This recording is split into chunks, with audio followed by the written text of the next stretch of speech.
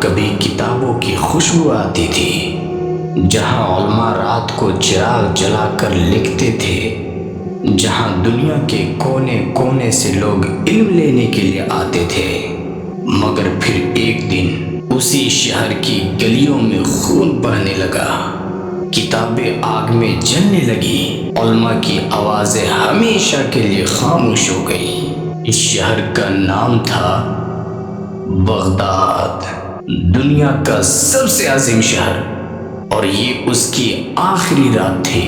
آج ہم بات کریں گے ایک ایسے واقعے کی جس نے پوری دنیا کو ہلا کر رکھ دیا۔ آج آپ جانیں گے بغداد کیوں اتنا عظیم تھا، ہلاکو خان کون تھا، خلافت عباسیہ کمزور کیسے ہوئی، اور آخر میں بغداد کیسے برباد ہوا۔ اور سب سے اہم بات یہ ہے کہ ان تمام واقعات سے ہمیں سبق کیا ملتا ہے۔ ویڈیو کے آخر تک آپ کو سمجھ آ جائے گا کہ کوئی بھی قوم دشمن سے پہلے اپنی غفلت سے مرتی ہے۔ 8ویں صدی عیسوی کی بات ہے، دریائے دجلہ کے کنارے ایک ایسا شہر آباد ہوا۔ اس شہر کا نام تھا بغداد۔ یہ صرف ایک شہر نہیں تھا، یہ دنیا کا دل تھا۔ یہاں مسلمان تھے، عیسائی تھے، یہودی تھے، سب مل کر کام کرتے تھے، سب مل کر سوچتے تھے، سب مل کر لکھتے تھے۔ اس شہر میں دنیا کے بہترین ڈاکٹرز تھے، بہترین ریاضی دان تھے، بہترین فلسفی اور ٹرانسلیٹر تھے۔ ہندوستان سے علم آیا، یونان سے کتابیں آئیں، ایران سے حکمت آئی، اور سب کچھ بغداد میں جمع ہو گیا۔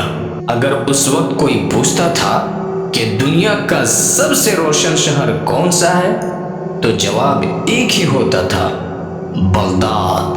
بازار آباد تھے، مساجد میں درس ہوتے تھے، شاعر نظم لکھتے تھے، بچے علم سیکھتے تھے۔ یہ شہر جیتا تھا، سانس لیتا تھا، چمکتا تھا، لیکن اس چمکتے شہر کے اندر ایک خاموش تاریکی پل رہی تھی۔ اور وہ تاریکی کیا تھی، یہ جاننے کے لیے آپ آگے تک ویڈیو کو دیکھتے رہیں۔ بغداد کے بیچ میں ایک ایسی جگہ تھی جس کی مثال پوری دنیا میں کہیں نہیں تھی۔ اسے کہتے تھے علم کا گھر۔ یہاں دنیا کی کتابوں کا ترجمہ ہوتا تھا، یونانی، فارسی، ہندی، سریانی، ہر زبان کا علم یہاں آتا تھا۔ یہاں ریاضی کی نئی بنیادیں رکھی گئی، یہاں ستاروں کا مطالعہ ہوا، یہاں طب کی کتابیں لکھی گئی، یہاں الگوریدم کا تصور جنم لیا۔ یہ وہ جگہ تھی جہاں قلم تلوار سے زیادہ طاقتور تھا، لیکن یہی قلم توڑ دیے گئے، یہی کتابیں جلا دی گئی، یہی علم مٹا دیا گیا۔ لیکن سوال یہ پیدا ہوتا ہے کہ یہ اتنا عظیم شہر کیوں برباد ہو گیا؟ صرف اس لیے کہ دشمن طاقتور تھے؟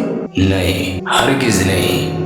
بغداد اس لیے برباد نہیں ہوا کہ باہر سے کوئی دشمن آیا، بلکہ بغداد اس لیے برباد ہوا کہ اندر سے کھوکھلا ہو چکا تھا، اندر سے کمزور ہو چکا تھا۔ خلافت عباسیہ کے آخری دور میں طاقت کمزور تھی، وزیر آپس میں لڑتے تھے، امیر اپنے آپ میں مست تھے، فوج منتشر تھی، خزانہ خالی ہو رہا تھا۔ تو جب لوگوں نے سوچا کہ ہم بغداد والے ہیں، ہمارا شہر دنیا کا سب سے عظیم شہر ہے، ہمیں کچھ نہیں ہو سکتا، یہ غرور تھا، اور غرور ہمیشہ تباہی کا پہلا قدم ہوتا ہے۔ دشمن دروازے پر کھڑا تھا، مگر بغداد کے حکمران خواب میں تھے، سو رہے تھے۔ جو لوگ خطرے کی بات کرتے تھے انہیں نظر انداز کیا گیا، جو لوگ جنگ کی تیاری کی بات کرتے تھے انہیں دیوانہ سمجھا گیا، انہیں پاگل سمجھا گیا۔ اور یہی وہ غلطی ہے جس نے بغداد کو تباہ و برباد کر دیا۔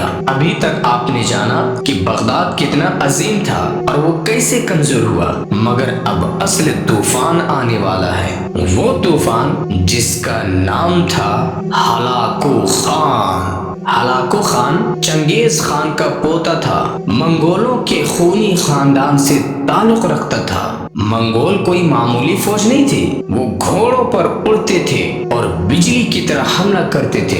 ان کے سامنے بڑے بڑے شہر گر چکے تھے، لیکن ہلاکو خان کی آنکھوں میں بغداد تھا۔ وہ اسلامی خلافت کے مرکز کو فتح کرنا چاہتا تھا، وہ اس عظیم شہر کو زیر کرنا چاہتا تھا، اور وہ آ رہا تھا، تیزی سے، خاموشی سے، بے رحمی سے۔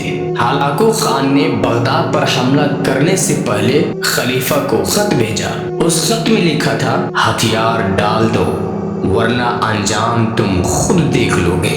اس وقت بغداد کا آخری خلیفہ نے کیا کیا؟ انہوں نے خطرے کو سنجیدہ نہیں لیا، انہوں نے مدد مانگنے میں دیر لگایا، انہوں نے فوج کو پوری طرح تیار نہیں کیا۔ انہوں نے سمجھا شاید بات ٹل جائے، مگر ہلاکو خان کے ساتھ بات کبھی نہیں ٹلتی۔ اب یہاں سے وہ لمحہ شروع ہوتا ہے جسے تاریخ نے کبھی نہیں بھلایا۔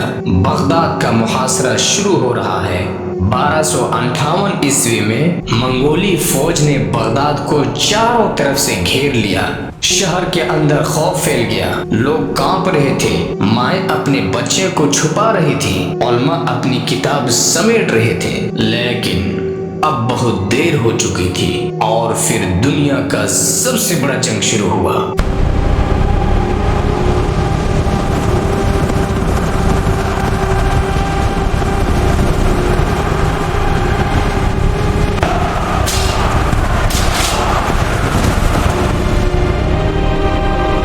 جب بغداد کی فوج لڑنے نکلی، وہ بھی منگولوں کے آگے نہ ٹک سکی۔ شہر کی دفاع کمزور ثابت ہوئی، بغداد کے دروازے ٹوٹ گئے، منگولی فوج اندر داخل ہو گئی۔